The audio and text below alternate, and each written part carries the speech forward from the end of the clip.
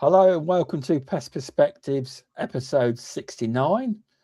This week on I have Darron Pearce from RATTRAXS. But before I go on to that, this podcast is sponsored by Powered Now.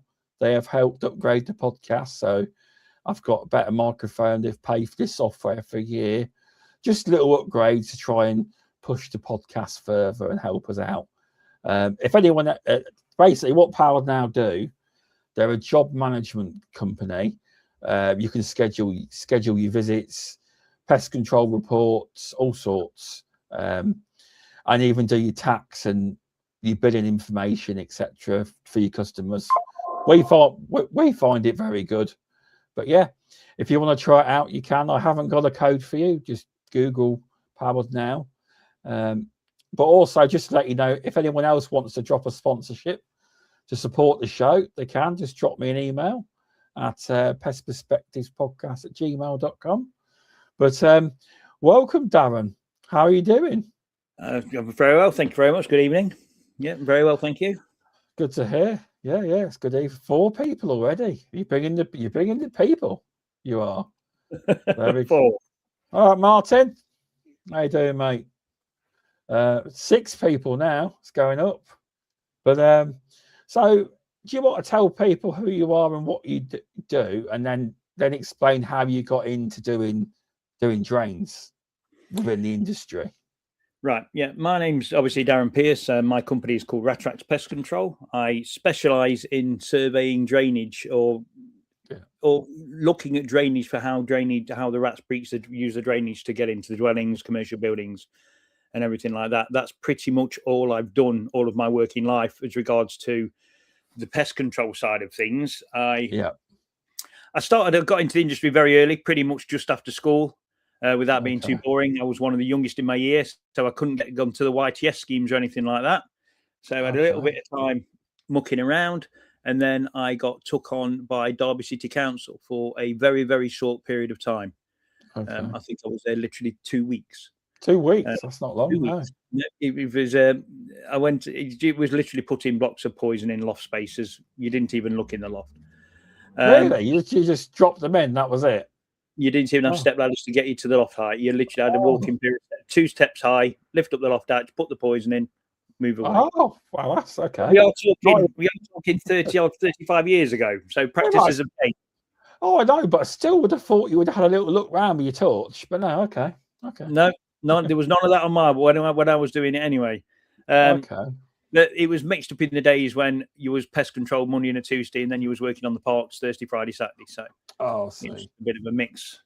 And then I got involved with a company it was well known in the time. They were a very, very good company at the beginning, but they got very big very quick. It was a company called Pronto, based up in Derby. And at the time they had massive coverage, literally from Land's End to John O'Groats in the drainage industry. And then they set up a pest control industry side. And when I went to them, I got involved with them and basically got involved on the drainage side. Yeah. And I was working there for 2 or 3 years. And then I moved over to a company called Dial Rod in Derby. And that's when they set up. So again, specialised in all drainage. And that was where I was doing the mortgage surveys, the build over surveys, house purchases. The odd rat survey. He wasn't really big into that. And then from there, I moved over to a company called Quick Kill. And that's when I took my drainage experience to the pest control side. And I was there with a short space of time. I've done 2 or 3 rounds with different companies. And then I set up on my own several years ago. I kept under the radar for a while, just doing what I was doing and quite happily doing what I was doing. But then obviously you get involved with more pest controllers. Controllers. The thing about pest controllers, or now, I'm not going to say now, I am going to say now because I don't think it's always been like it. I think there's a lot more support for each other out there now. I think people tend to get on with a bit more, whether it's down to social media, whether it's just down to social media or the people, the new people coming into the industry, the better people are coming into the industry where they just tend to get along more. I would agree. I mean, obviously, you've still got the people that act like it's the old school days. I had one guy at what's it called? It was a kill germ day or something, and my dad said, "Oh, where are you from?" And he was like, "Well, I'm your competition." I was like, and he was like, "I'm a mole." He was a mole catcher. He said, "We're probably far more expensive than you, mate." I don't even know his name. He was like, he wouldn't talk to us. So it was well weird. I was like, that's the only time I've really had it. But I know generally most of the pest controllers in my area, and we get on, to be fair. We do. Yeah, but you are right, it's changed. A lot of it was you're my effing competition. I don't not want to speak to you. But it's a bit different now. You used to go into other people's jobs, and people used to call your work and that regular and slag you off and things like that. I can remember that many years ago. But it doesn't. Thankfully and gladly, this now there seems to be a lot more. You've still got your healthy competition, of course, and you've still got your competitive nature. But there's no point in being an enemy about it, is there? You've just got to get on with it, really. Exactly. Darron, Jason, welcome. Thanks for popping in, mate. He has a drain camera. He was definitely looking forward to seeing this podcast. He was. He does. Who's this? Jason, is it? Jason, yeah, McPhee. All right, mate. He's the one that always pops out the camera. I'm sure he's mentioned it when you've been on the Beauties and Beasties before. He has. But yeah, sorry, carry on. Yeah, you're right. We seems to be more collaborative than it used to be. I think a lot more of the on the road days from various trade bodies, etc. More people seem to be talking to each other than they used to be. Everyone was like, "You're on that side. You're on that side. We're not talking to you. We're in our group. That's it." But a lot more people talk to each other now. I completely agree. I think it's changed massively. Whether it's the introduction of social media more and people just want to get out there and be seen more, but I'm very thankful for this. Pest control companies ring me for help and advice, and I go out and do surveys and help them out. But then when you're in your job, you get talking to people, you get talking to the technicians, and where they're going out and doing like big bird jobs, or they're going doing this, and somebody takes a dog to go ratting, and somebody goes this, and all the parts of the industry which I never see because I'm literally my head's just down a drain all the time. Exactly. You know what I mean? So so even though I've been in the industry a very, very long time, what I know of the industry is very knowledgeable in my part of the industry. What I know about the other parts of the industry is very small. Yeah. These people who do these big bird net jobs and things like that, I have nothing but admiration for them. Yeah, so, they are big. I don't. We go and price up something which is 8 stories high and 15 width, 100 and 250 meters wide. I have no idea. You are right, because I get told we don't do that kind of work, but I've got who have I got coming on? Jim England coming on soon, and he was like, "You can actually just ask us to do it for you," and they put a markup on it and they come and price it up for you. So if I ever get a big job, I'm going to say, Jim, let's come and sort it out. What I do now, if I'm doing a job and somebody asks me about something else, I'll say, right, I know a person, I know a company who I can trust. And I pass their number on. I wouldn't even dream of doing anything, and wouldn't even start doing something like that myself. God, yeah, because birds it's a big area, isn't it? There's a lot of different technologies and netting systems, everything. I don't understand it all, but I do know that some of the jobs are massive and must cost a lot of money. They must, because imagine with that netting, you should really have on the maintenance plan just to make sure, because. You know how they're getting nowadays with a lot of the media. A bird gets caught, oh, that's cruel, etc. So you got to make sure it's all maintained and all in place, isn't you? I imagine that's what your whole life, like you think you're being watched by a camera anyway nowadays, haven't you? So you've got to do everything correct, do everything properly. That's right. That is so. Obviously, you've been. So what made you want to set up a company? You're like, right, I've had enough. I'm doing it myself. I think I could do I could give it a go. I got sick to death of working with limited stock in the back of your van and 12 jobs on a job sheet a day. I'm just going to be honest with you. Yeah. You never felt like you were solving the customer's problem. Never. And even though I got all this drainage background knowledge, I understood how drainage works. I understood how rats worked, and got some of the companies I worked on later on.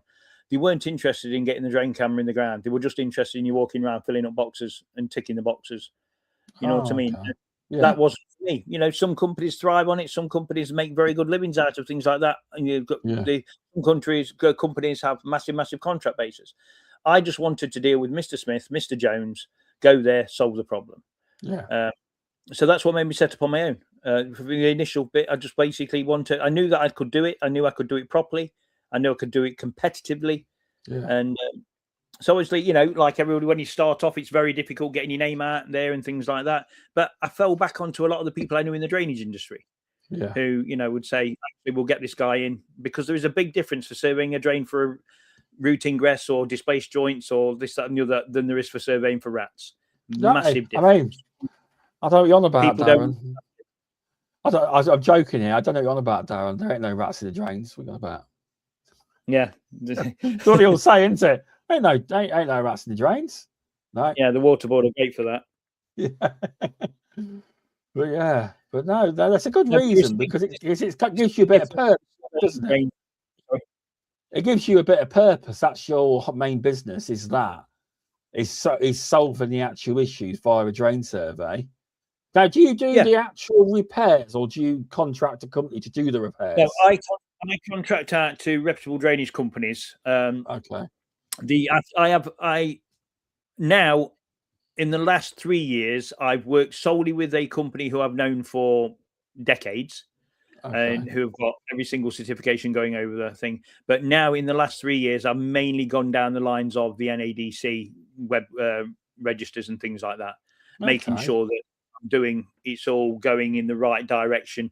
I'm a great believer in, no disrespect to Bob's drains down the road, but I don't want Bob, who's been doing drains for 55 years in the back of a white van, doing anything to do with my work. It's got to be. No, I totally get that, because from talking. Disrespectful for anybody, any old tradesman, any old boys in the industry for a long time. I've got no disrespect, but unfortunately, the way it is now, everything has to be certificated. Everything has to be done correctly, and I wouldn't dream of recommending to my customers anybody who couldn't do the job properly. Exactly, because then it damages your reputation too. Oh, he recommended them and they were crap. I still got the issue. Yeah, you know, he chucked a bag in the drain instead of actually fixing it. You know, I don't know. I don't know if that happens. It does. I've got footage with a constant screen. Yeah, it does. I said that on purpose, though. To be fair, I did. But yeah, no, it's a good way of having a business. So obviously, I reckon a lot of your work as well come from pest controllers recommending you, or working with them. Yeah, I've got about more than a dozen companies now who pass regular work, and I work alongside them. All I do. Let's just say if you was to ring me and Darren, I've got a problem, I need a drain survey, this, that, and the other.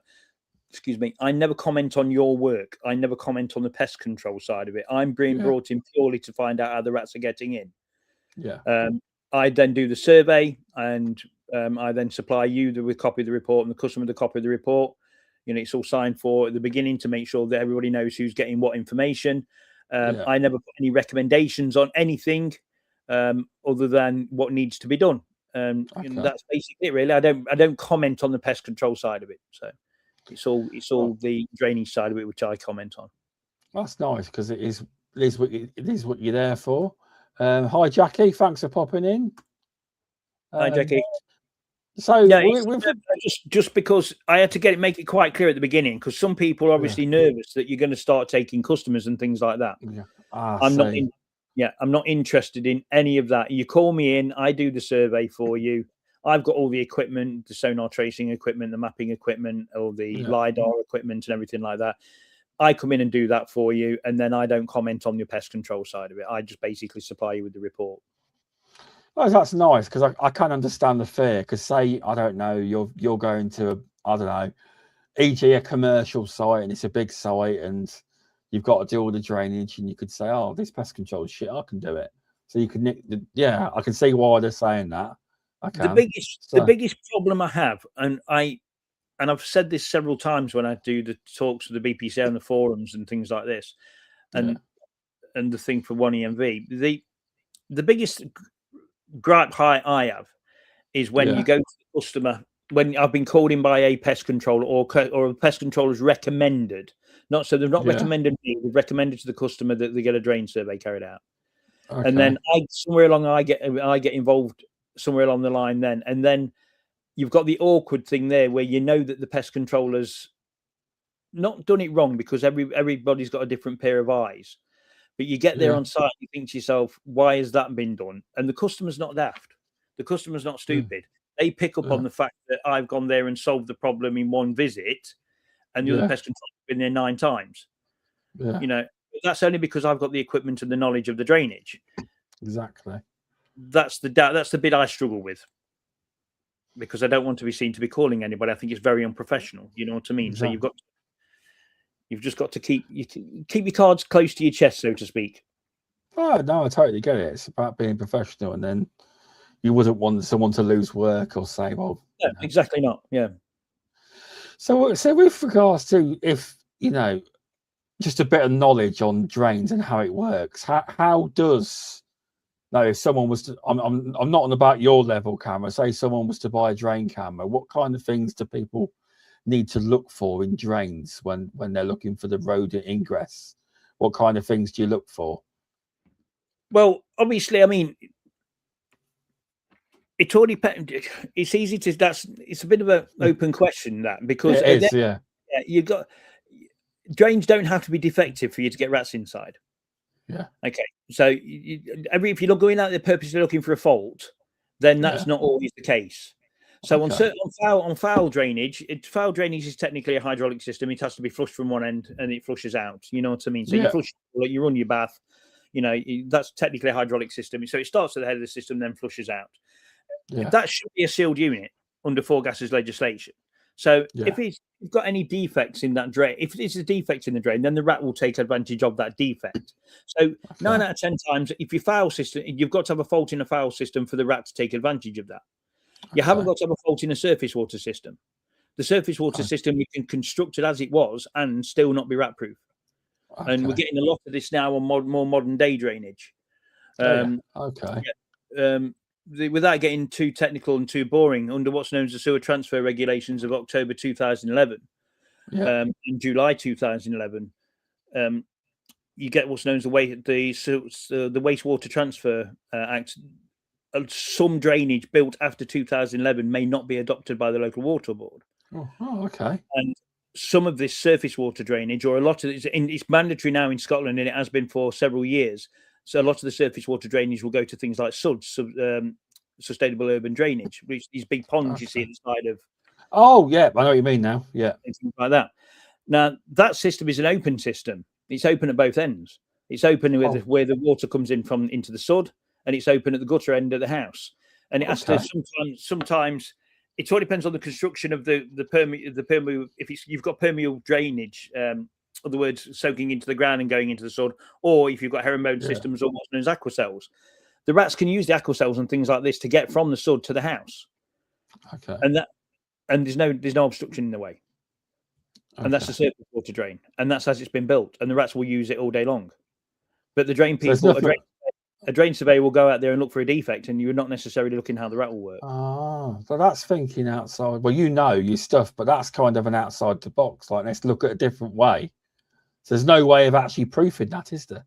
Yeah, of course there is. So you can use once you've done your investigations to confirm. Confirm. I mean, obviously, there's several things methods I use where you put temporary barriers in the way, and if the rats chew through the temporary barrier, that's then it's going in. Things like that. You have got your things, love them or hate them, things like non-return valves and things like that. Oh yeah, sorry, I forgot about them kind of things. Yeah, the non-return valve is a valuable tool if you're using it as an investigation tool. A lot of pest controllers who don't. Normally, the pest controllers who don't use them and the pest controllers are scared of them are the ones which could give them the bad rep.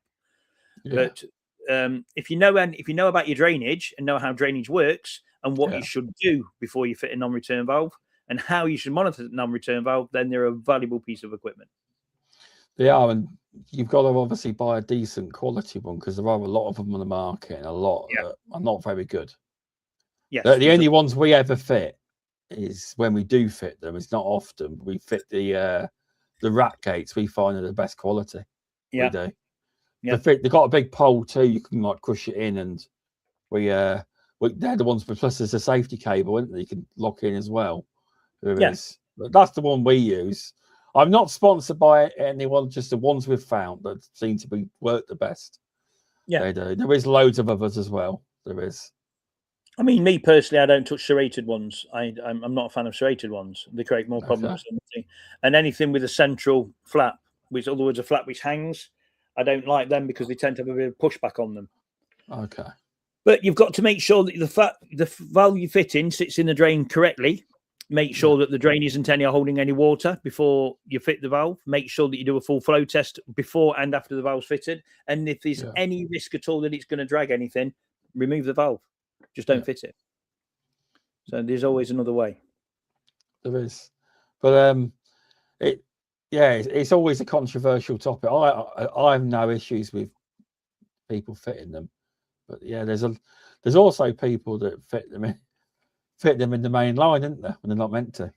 No, because once if you're going back to your sewer transfer regulations, obviously this isn't need to cross the board, but in 95% of the cases, once it passes a boundary or your junction or it take waste from another property, in England and Wales, it's going to be the responsibility of the local water authority. In Ireland, it's extremely complicated, and in Scotland, there's only one water board, Scottish Water, and they may have different policies for different parts of the country.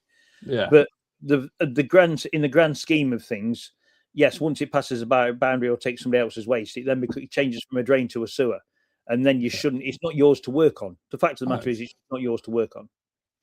Exactly. I had one a few years ago. There was when we didn't really fit them, and this plumber. He said his own house, and he was. All it is about plumbers, they love plastic, and he had a plastic version of it. I said it won't work; they'll chew straight through it. Yeah. But a lot of them are obsessed by plastic pipes. They love them. But no, we get a lot of jobs where where the rats have came into the bathroom. And you've got that white flexible pipe. Yeah, the multi-quick fitting, Terrible stuff, isn't it? Because is it like they see the light and just chew through it? Is that what it is? Pretty much so. Because I've heard people that now paint them black, just paint them and then put it back on because it's dark then. Well, it also gives them a biting point as well because it's technically concertina. They just sit there and bite off it anyway. And the problem is, if that's fixed in behind any units, the cosmetic bathroom where you can't see any pipework, the rat will chew at head height. So it won't necessarily chew down, looking down. It'll chew above. So your water will still flush out. Your rat infestation will carry on. You will never know. And unless you're checking them multi-quick fittings and then flexi pipes, visually taking the shelves off, things like that, you'll never find the source of the infestation. No, you're right. We've had a lot of them. We have, and they chew out there.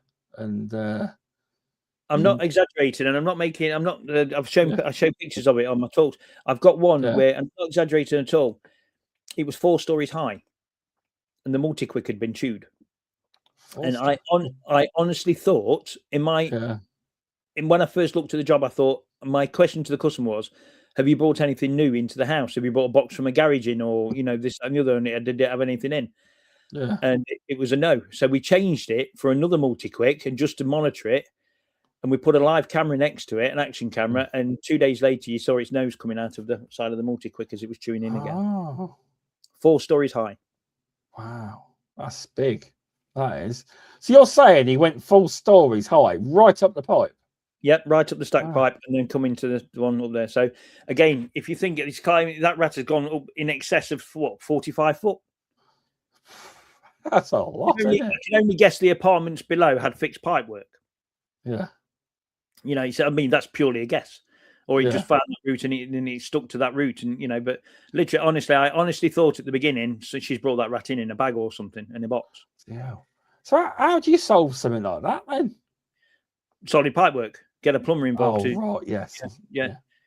In that case, I think the toilet had to be moved forward. I think the cistern had to be fastened onto battens, and the toilet had to be moved forward about an inch, and then they could get actually a solid connection in.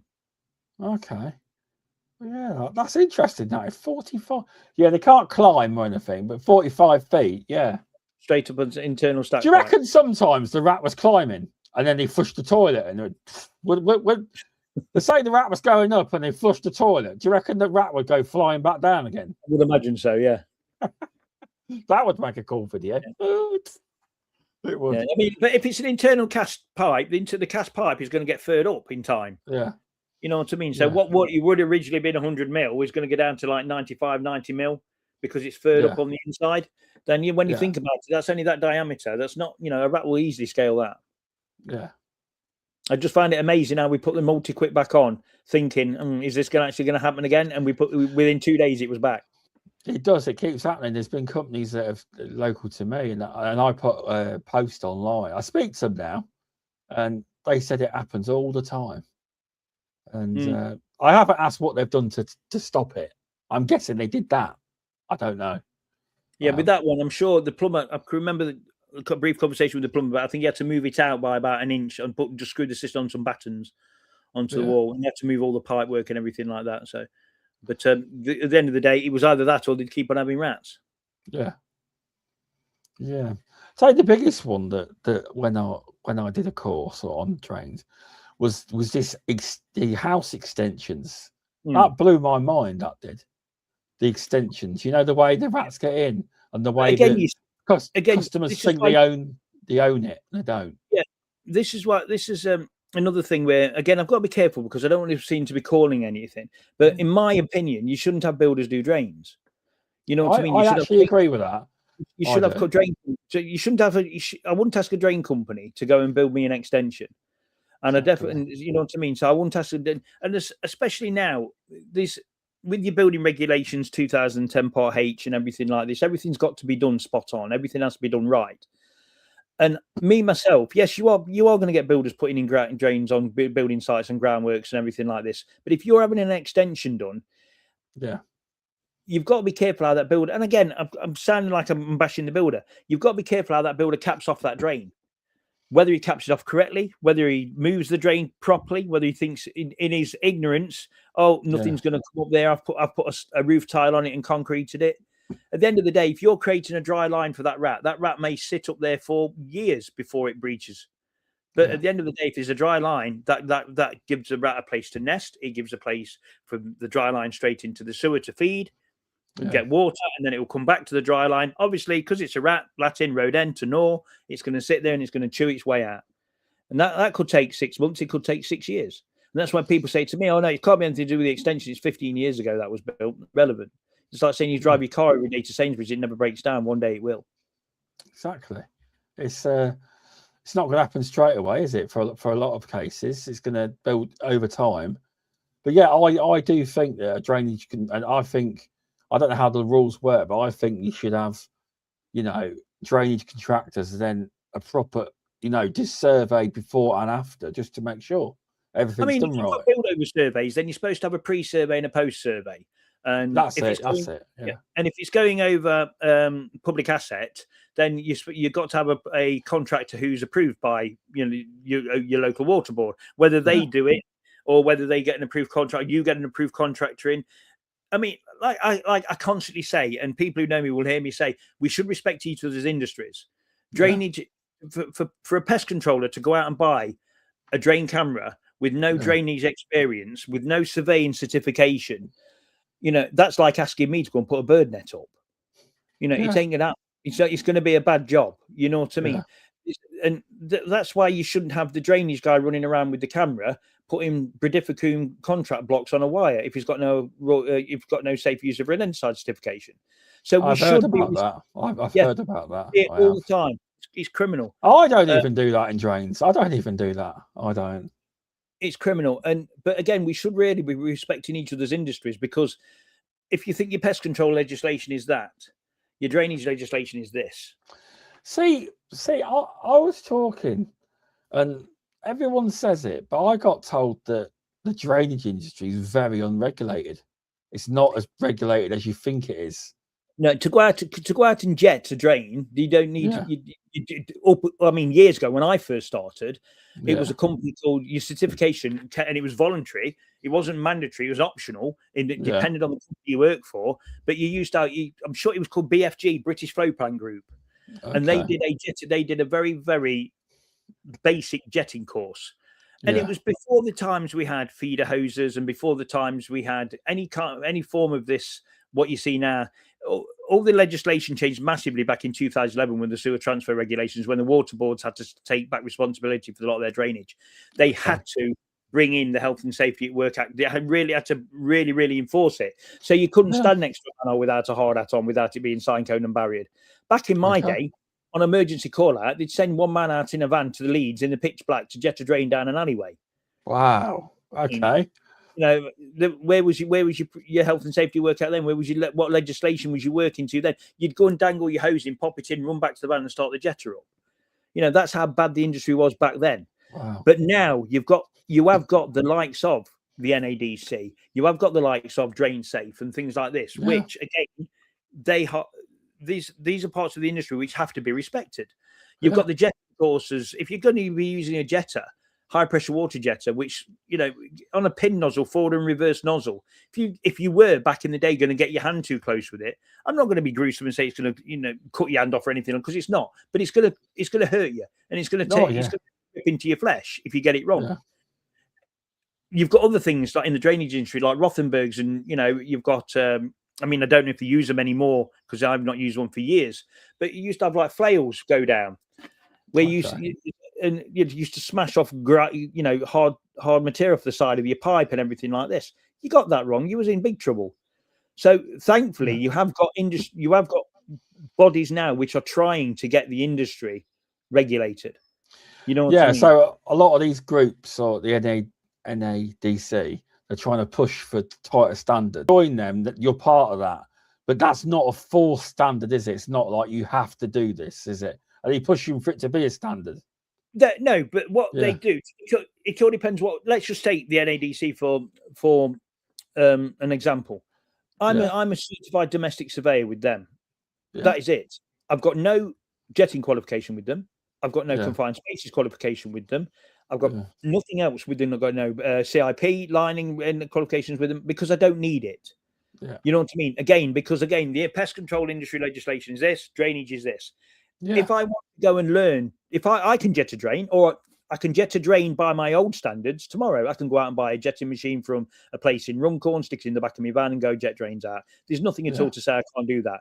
What it is saying is I'm not doing it properly by today's legislation if I don't go on the courses, go and get my certification. Exactly the same as in the pest control industry. You can drive around and sit with someone in a van if you've got the safe use of rodenticides, but you're not supposed to go out and put it out there until you've got your level 2.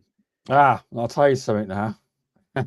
No, you're wrong there. You can actually go out there and do it all with your safe use of rodenticide. Whether you're doing it, but but that doesn't make you competent. That just means no, I fully agree with you. But the way certificate. And that's what I mean. That's what I'm saying about the jetting side of it. I can go and buy a jetter. Anyone can go and buy a jetter in the back of the van, but that doesn't make you competent to use it correctly. You've got to have the certification, the training to do it. You're dealing with high pressure water. You know what I mean? So under extreme that kind of stuff could kill you. It well, if you get it wrong, it can seriously maim you if you get it wrong. You know what I mean? But you've also got just little things like when you go to somebody's house, they've got the drain. You go look down the drain. You don't know what that customer's put down that drain before you've got there. You go there, they've got a bad smell, so you don't know if they've got and tipped half a bucket of caustic soda down there. You go and lift that drain up and just get a splash in your eyes, then you've got problems on your hands, haven't you? Or you've got more problems in your eyes. So you've just got to all these little bits on the outside. It's not just about lifting a manhole up and pointing at some rat shit on the benching. There's a lot more to it. Oh, there is. I mean, I see in relatively new houses. Now, I'm no drainage expert, but the drains I seen, they whoever did them, they didn't know what they were doing. They didn't. When I lifted them, we had to ring the guy that owns the area and tell him they're blocked. He goes, "What do you mean they're blocked?" I says, "We've opened up the manhole and there's 8 foot of water." Oh, so but we said to him they'll block again, and he went, "Why?" He says, "When the lady ran a toilet paper, the toilet, the water was disappearing faster than the toilet paper was." Yeah, but I mean, in all fairness, without being graphic, when you go to the toilet in the morning and you go, you drop the kids off at the pool, it doesn't enter the sewer by the time you're under one flush. Oh no, it'll build up over time, but yeah. It could be 15, depending on the length of the drains, the fall of the drain, and everything like that. Oh, and again, it was literally coming off a road, and this was up a hill. So yeah, I'm no expert, but it didn't look right at all. It didn't. But I'm not the expert. If you've got newer sites and things like this, they're using plastic pipe a lot of the time. Well, it was all plastic. It was all plastic. Yeah. And I mean, if you're using Osmo drainage and things like that, it's fantastic stuff. It's pretty much impossible to put it in wrong unless you just don't know what you're doing. Yeah, you know what I mean. So it's but getting your levels and everything is something I did many years ago. Not qualified to talk about it now, certified to talk about it now, but back then you literally put one bit of pipe in, slip collar in the middle, another bit of pipe in, put it on some pea gravel, covered it over, job done. But yeah, things have changed, didn't they? They have. Obviously. So what advice, if you say somebody wanted to try and do drains, what advice would you give them about, because obviously it's all based on experience of using your camera as well. Every time you use it, you get better and better. Take your scenario there, what you said when you went on the other course, your course, and you're on about extensions and things like that. Yes, yeah, that was mind blowing to me. That was one of the pieces of advice I can say is look at the other houses either side of you, and look how their drainage is. You know what I mean? And then try and work out where your drainage would have been. So one of the favorite ones, if they move the extension, if they have an extension, people tend to move the kitchens around more than anything else. Yeah. Has the kitchen gully been moved? If it has been moved, has it been capped off correctly? Okay. So how does that kitchen gully go into the system? Do a full flow test. Do a dye test if need be. Yeah. Again, flush your toilets. Has your toilet been moved, Mrs. Smith? Whereabouts was your toilet? Before you had your extension built, Mrs. Smith, whereabouts was your kitchen? When you was washing your pots, which window did you stand and look out of? Oh, I looked out of this one. Okay, but now your drainage is over there now. So what happened there? Can you see if they've got any photos from the builders when the builders changed the drainage around? That will give you a good idea and things like that. If you can't get into the manhole or the inspection chamber under the extension, is there a chamber upstream or downstream you can work from? It may be a public asset chamber, but there's nothing to say you can't just whip your camera up there and have a quick look. You know what I mean? Just to get your rough idea where it is. A lot of the time, you're surveying drains and you don't know you're in a public asset until your camera's in there anyway. So as part of the investigation, you've got to look at where can you get your camera in. That's fair. I mean, the one thing I've always, when you tell customers about, sometimes there was a customer who was very reluctant. She bought this house, and we said to her, "You're going to have to." She had an extension. It was obviously all built. She bought it that way. Lovely tiles, and I said, and she says, "That's the drain cover. It's a tile." Oh, that's not coming up. Oh, and I can't do anything. That's not coming up. Okay. And she says in the end she had to get it broke off, get a proper manhole cover, because she was having issues. She was. But a lot of customers don't realise that they have to have that bit of paperwork to say the build over. They don't know about it. They're like, I didn't know about that. Yeah, again, you see, if it's built, if it's called an inspection chamber for a reason. It's a chamber you need to be able to inspect. And again, if you don't, if cosmetically, yes, the customer might want some tiles in it, or but a rug over it. The chamber's got to be airtight. If it's inside, it has to be an airtight chamber, so you're not getting any sewer gases or anything coming up into the property. And yes, there are some inset chambers which are designed where people do fill them with concrete and put some tiles on them, but you've got to be able to get into that chamber. That's the fact of the matter. And that's not your problem as a pest controller if the customer or the previous tenant, the homeowner or whatever, has gone and done that. If that customer wants that problem sorting, you've got to get into that chamber. Exactly. It's true. And in the end, she done it. She had it all done. But so if you was to go and do that now, if you was to go to that customer's house now, let's just take this scenario now, and there was an inset chamber inside of a kitchen extension. Would you lift that chamber up? Oh, now you're asking me that. Now I'm not sure. Now you're asking me. If it's screwed down on the four corners and you undid them screws and it wouldn't come out very easy, how would you get that chamber up? I wouldn't do it. I wouldn't want to risk breaking anything. We don't do stuff like that.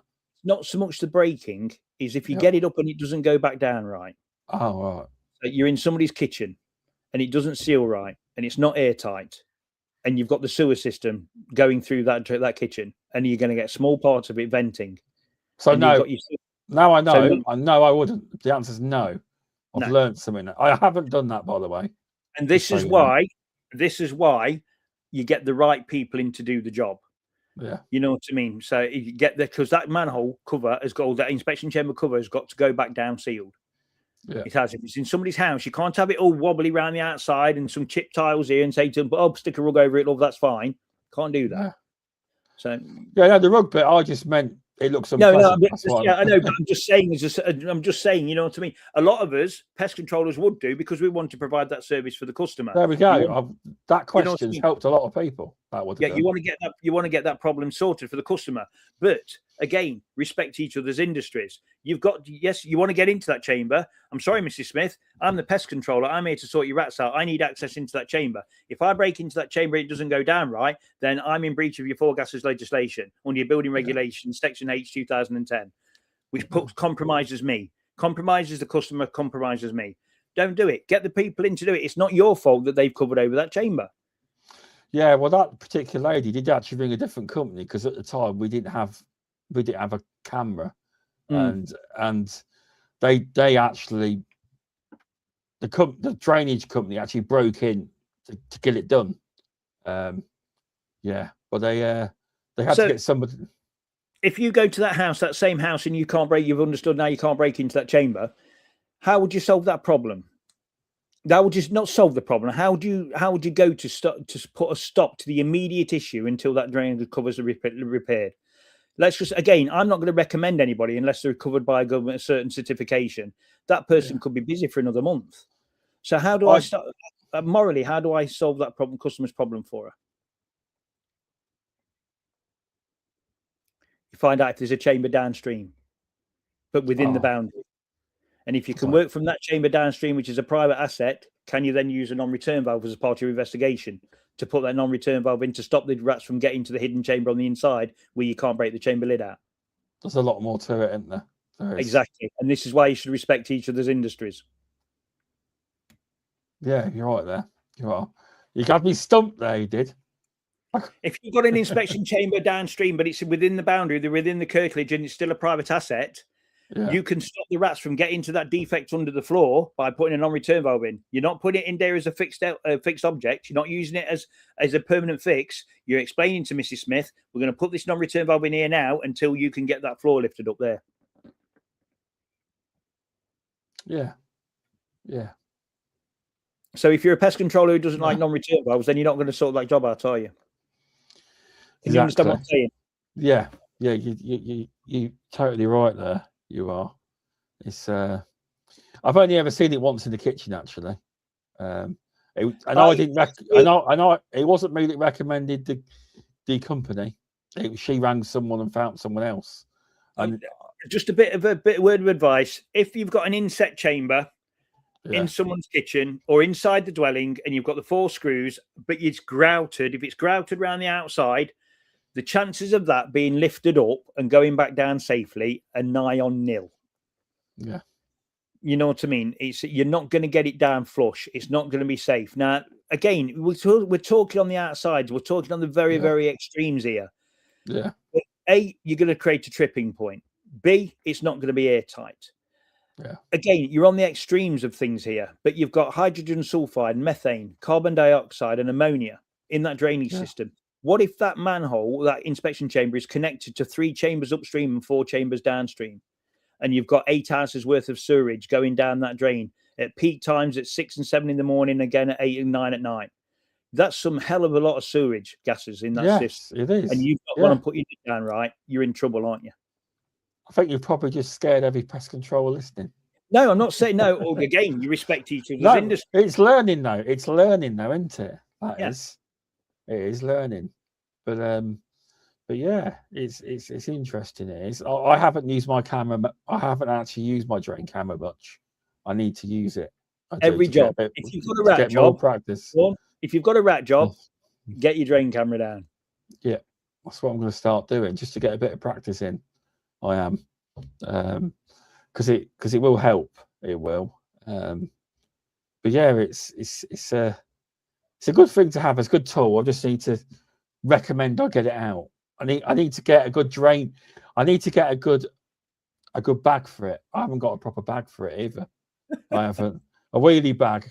So when I know I need it, I put it on the van. But I need to get a proper bag so it remains in the van. Then it will happen more. I've got 4 cameras. 4 cameras, which I use different ones on different jobs. Sometimes 2 come out on the same job. I've got one which goes quite comfortably down the surface water downpipe from the roof, which will go down and get to the bends, and then that goes around on the dry line, the lateral dry line into the main line. I've got a big unit which I survey main lines with. If I suspect there's a hidden chamber further down, I will use that one. That's armed with a sonde, so I can sonar trace it from above. I've got my workhorse, which is my Pierpoint 340, which I absolutely love. That you can throw around at any bend, anywhere, left, right, and centre. I've had 2 repairs on it in 5 years. It's fantastic. I bet that wasn't cheap. Cheap. It was about £6.5 when I first got it. You can pick the same model now for about £1,800. And it's a fantastic piece of kit. The X40, ScanProbe X40 for pest controllers, you cannot get better. Because remember, ScanProbe X40. Remember, we're surveying the drain from the manhole or the inspection chamber to the house. We're not surveying the main lines. That's nothing to do with us. That's the drain people. Respect them. Get them in to do that. So an X40 is a fantastic piece of kit. How much is that then? It comes with, and this is the good thing about it. It comes with Mina software, which is free for life. Okay.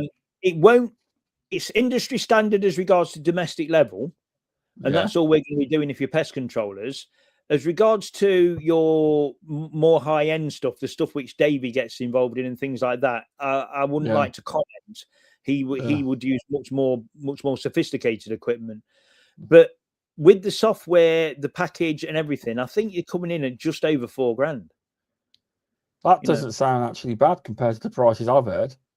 It'll 20, 30, 40 grand. Bearing in mind that when you get on site and you're putting your camera down the drain and you're doing this, that, and the other, on average, you're walking off site with between £300 and £500, then you're only going to do 10 jobs and it's paid for itself, haven't you? That is a thing that when Martin was on the podcast, Martin Beatty, that's it, Martin Beatty, and he said that. He said, because on about the price of the cameras, he says, but he says, what's that, 10 surveys, 20 surveys? You paid for it. It's the same in reality. It's not that much really. It's probably 10 surveys. You'll get your money back. So it's not that big of an investment. That's what he said. He's right when you think about it like that. Yeah, he's right. He is.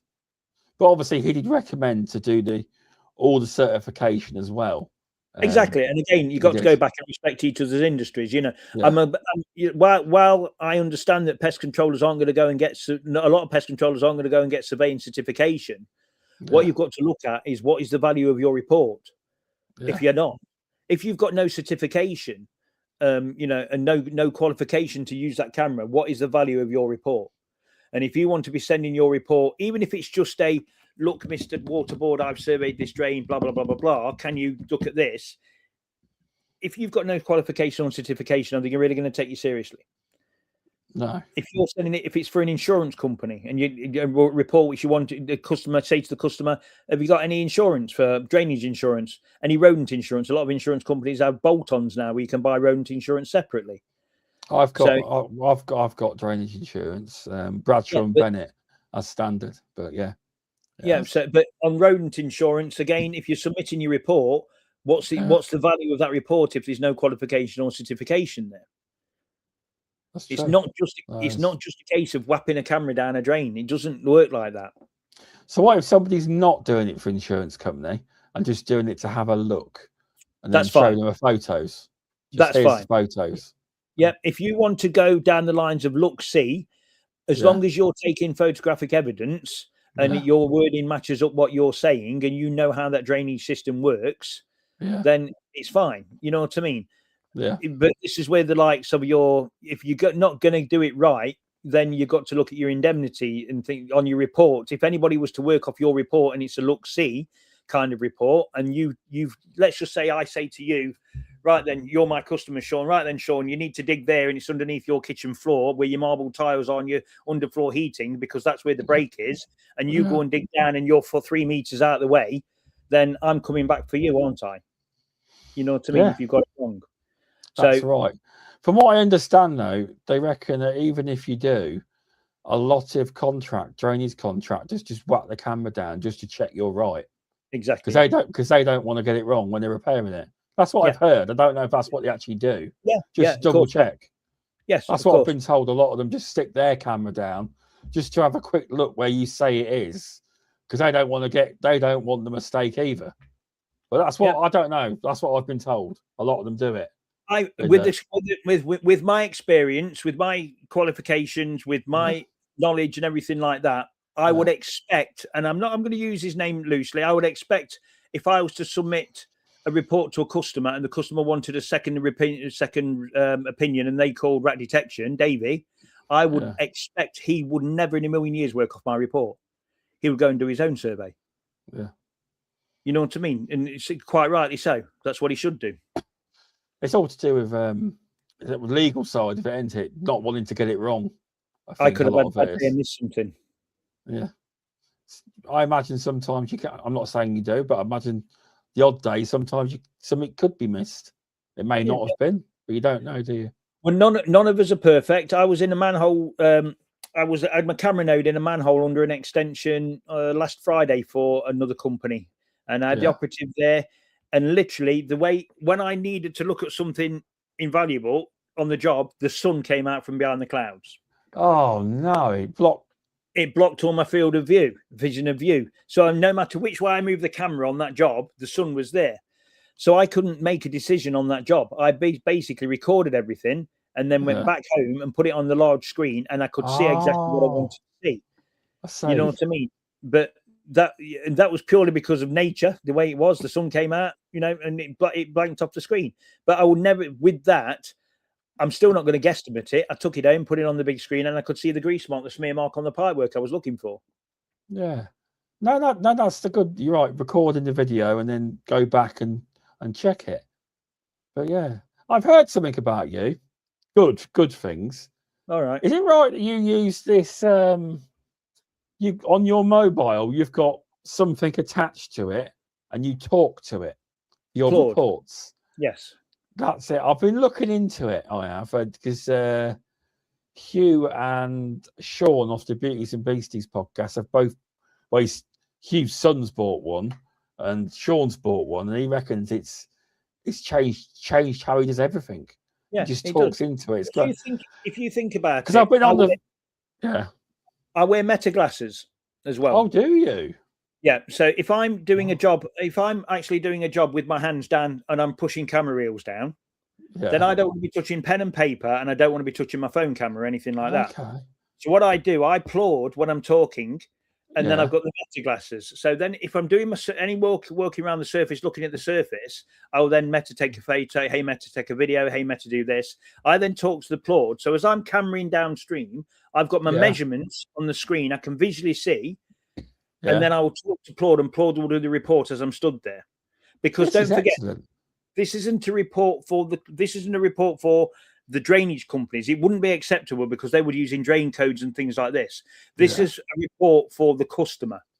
Yeah. You know what I mean? The customer doesn't want to, in pest control terms, the customer doesn't want to see 0.0 SOS IC1, 0.4 meters JDM, 0.8 DEG. It means nothing to the customer. The customer with rats needs to know that the base of soil and vent pipe is broken and the rats have got out. Yeah. You know what I mean? And that's what I use the Applaud for. I'll tell you what, I think this is great. You're also using meta glasses too. Didn't know that. That's cool. I use meta glasses, Applaud and LiDAR. What's LiDAR? Light emitting detection radar. I think it's cool. I like this. All the technology you're All I do using is to your advantage. I map the house from the phone.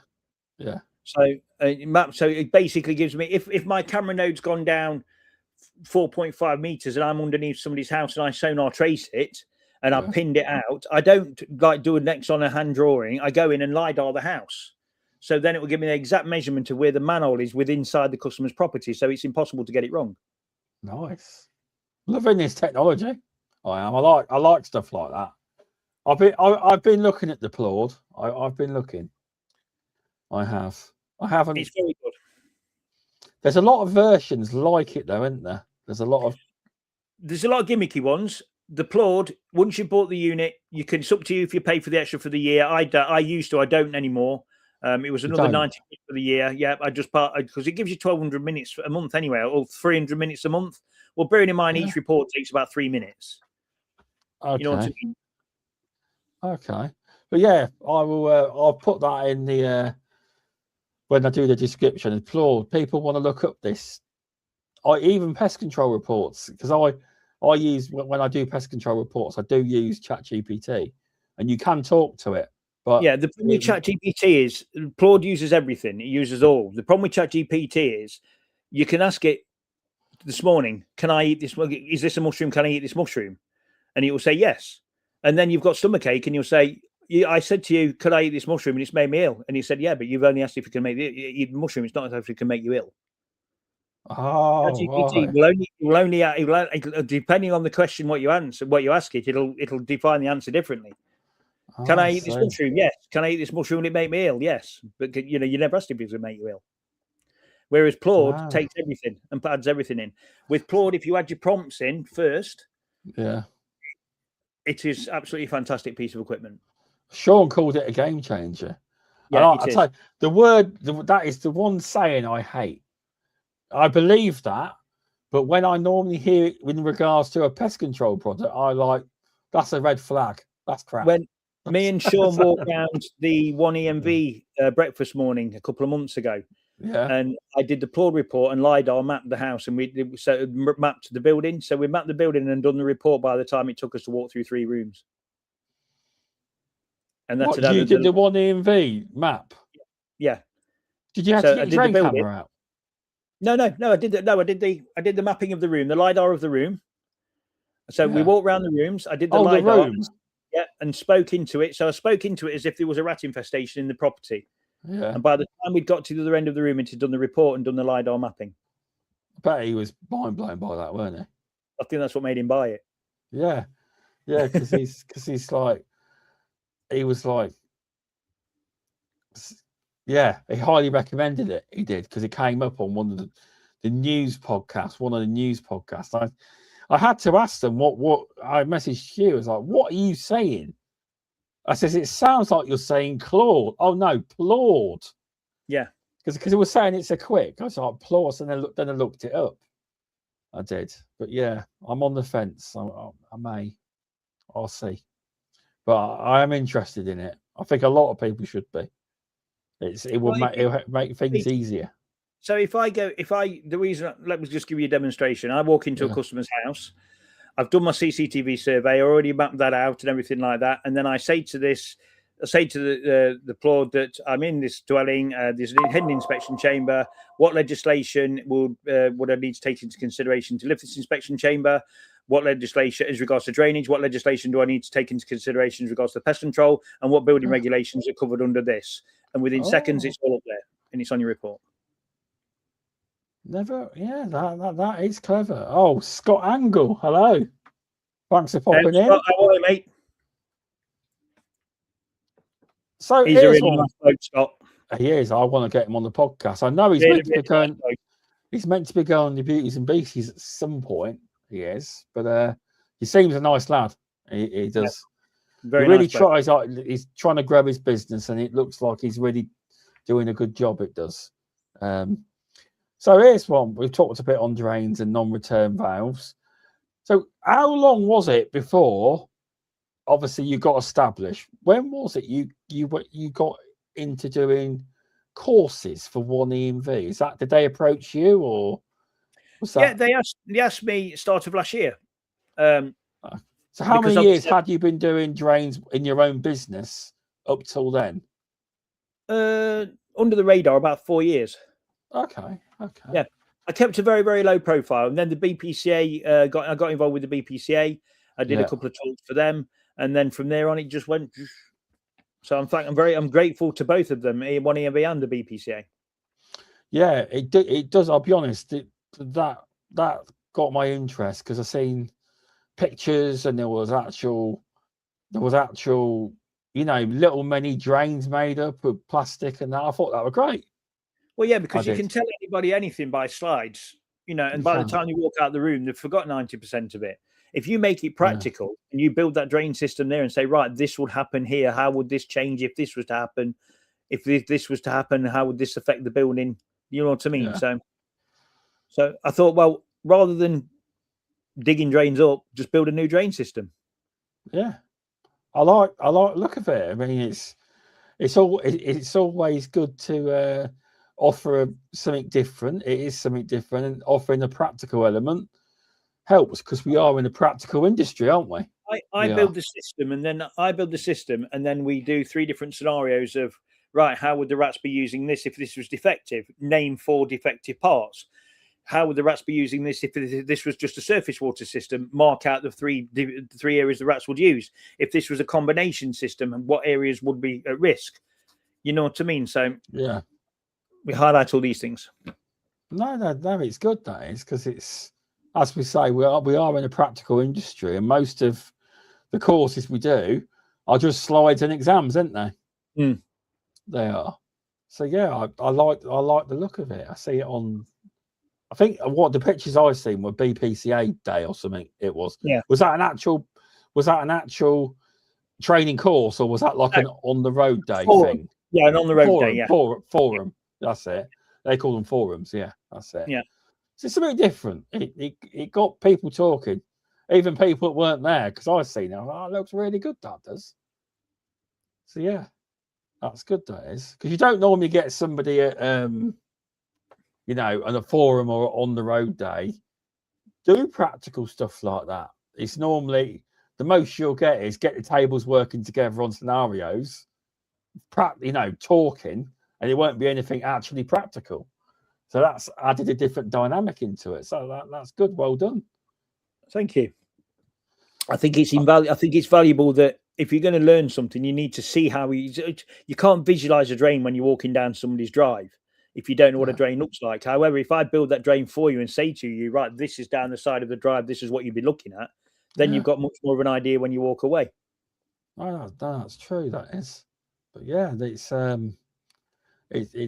it's good at doing that, the practical side, because it gives a little bit of a different dynamic to other courses on the market, doesn't it, as well? Yeah, it's a little bit different, which is good. Again, you see, you've got rat detection. He does a surveying course. He's certified to deliver that course. Yeah. I'm not a drain surveyor. I'm not qualified to deliver that kind of course. I'm not a drainage surveyor, teacher, or anything like that. My part of the industry is as pest controllers. What can we do before we get the likes of the drain people in? Yeah. What would you look for? How would you identify this? You know what I mean? So you've got the likes of the other ones who do this, and they will know what to look for looking down a drain, for where rats get in. But a drain company won't necessarily know what to look for rats. There's a big difference. Yeah, there seems to be. I mean, I'm on a lot of the drainage things now, and it does seem that a lot of them. There's a lot of jokes anyway about there's no rats in the drains. What you on about? There was one put up today by somebody, and it was like so and so water board came, and another company came and said rats don't live in the sewers. What are you talking about? Everything's fine. So it's strange. If you're dealing with that level of ignorance, then how can you trust these people to come and do the survey for you? Exactly. It's it's obvious that that's the main place rats live, but I was called to one down in Hemel Hempstead, and it was a public asset line, but we knew that there was a hidden chamber under 2 houses up, and I was suspected that was the one. So I cameraed up the line, I got the evidence that there was a hidden chamber there, and then I supplied my report, and after several weeks, the actual water board agreed to come and meet me on site. Yeah, they met me on site. Their camera went up the drain. They put their camera up the drain, telling me that there was no rats in that drain. They stopped at the inspection chamber, which was covered over, and lo and behold, a rat goes and pops its head out. Yes. So the rat literally had the cameo. He came out, literally did that, and I was like, right, well, there you are. Now, the fact of the matter is, I don't know why the water board were being so evasive about it, because their drain was perfect. If anything, the hidden chamber needs exposing because it's their asset. They don't need to expose it. It's the customer who needs to expose it. But it was just the fact that they were pig ignorant about the rat in the drain. And it was was the guy or girl really annoyed? Were they? Yes. Well, no, just been deeply embarrassed. Yeah, well, I'd say there's no rats. It's fine. Yeah. What's that then? Did you have you didn't have your meta glasses on, did you? Did you have your meta glasses on? No. You could have got the rat going by. But no. But yeah, that's a good story. That is. It's always good when to prove somebody wrong. You did there and then. Here you go. Well, I didn't. The rat did, didn't it? The rat did. The rat did. Yeah. What did you say? What's that then? The cat? Yeah. Yeah. So we went into the next door but one's house, was pinpointed exactly where the inspection chamber was, and the problem was the rat was coming out of the top of the chamber following a redundant line, which led to the central cavity. So the house with the hidden chamber wasn't actually getting any problems. Okay. The drainage, the redundant line, which the builder had left open, joined the central cavity, and the rat naturally just continued that way. So the house with the hidden chamber wasn't experiencing any problems. It was my customer who's experienced the problems. Oh, interesting. So yeah, it is interesting. It is. I suppose. Do you know where you work? Do you cover a wide area? I go where the work is. The work is. Yeah, I go where the work is. I do cover a wide area because I work for several insurance companies as well. I've got in with some of those. I've got in with a couple of high-end, very, very big companies who just want a second opinion on a lot of things. Well, that's nice, isn't it? Yeah, it's nice you've got that. You've built up that reputation within the industry where companies like that are using you, because it's nice. So they wouldn't value your opinion if they didn't. I go there. I find where the problem is. I have invested a lot of money and time into my company. I've got all of the best equipment to do the job, which for my level, which I offer. You know what I mean? I say, the drainage industry, you could spend millions of pounds on stuff, on equipment. I don't need any of that. I don't need any of that at all. I need a good camera, knowledge and experience, sonar tracer, and how to work a smoke machine if need be. Nice. There's a question for you here. Jackie says, Darren, do you tell people that your glasses are recording? Yes. And it has a dial. It has an LED on it, which is flashing. So I presume you don't put these people on YouTube or Facebook? No, I don't do none of that anyway. I'm not on social media that way. No, because I didn't realise what Mac glasses were, and then I've never walked past anyone, but they flash, don't they? So you'd know. Yeah. Same as if I ever wear my body cam, I explain to them that I'm wearing it, and if it starts to flash, I'm recording. Yeah. So it's only for the benefit of your report, basically. Yeah. It is. But there you go. It's a fair question, Jackie. So that was a good one. It's data protection, isn't it? So it is. Yeah, it is. But yeah, it's been a fun chat, Darren. I reckon people have learnt a fair bit. I do on this one. But yeah, it's been an interesting conversation, it has. So if anyone wants to have a chat with you, or go on your courses, or employ you for a drain survey, where can they find you? Well, obviously my number's on the website, RATTRAXS pestcontrol.uk. Just give us a ring, email, not a problem at all. I'm always willing to help, always. Nice. I will drop it in the comment. I've just got one more question here from Jason. What smoke machine do you recommend, pal? He says. Jason, I've got a very, very old, I will tell Shaun later, because it's a old, Aquavac thing, rings a bell. It's old. It's about 15-year-old, but it's trusted. But I'll get you the name, the make of it, because I know that they do a lot smaller ones now. And it's ones where you used to pump down the burrow. I used basically put it block end of a drain off if I can use it, and then see if I can get the smoke to come out of the burrows. If I've got like a lateral or anything like that, which I can't find. But you can use drain smokes as well. But I'll get you the name of it and give it to Shaun. Yeah, and I'll pass it on to him because I speak to Jason all the time. I do. But yeah, thanks for that. So, and obviously you do your courses through 1EMV. Did you do them through your BPCA too, or was that just on the road? Just 1EMV forum. Yeah, I talk at the forums when they ask me to, and I do the training for 1EMV. But again, it's not a surveying course. I'm not certified, qualified to do that kind of thing. I'm not interested in doing the coding or anything like that. I do the practical awareness, basically just how we as pest controllers can see what's going off in that drain. Same as Davey's course then for kill germ, kind of. Is that what he does? Yeah, he's got a course through kill germ. It's not a surveyor's course. It's how to so pest controllers know what to look for, etc. So it's kind of the same thing roughly, but you all take it from different angles. You've got a practical element in it as well. So is the practical element in the 1EMV one as well? Yeah. Yes. Yeah. That's good. So we go out to the drains on these two sites we use.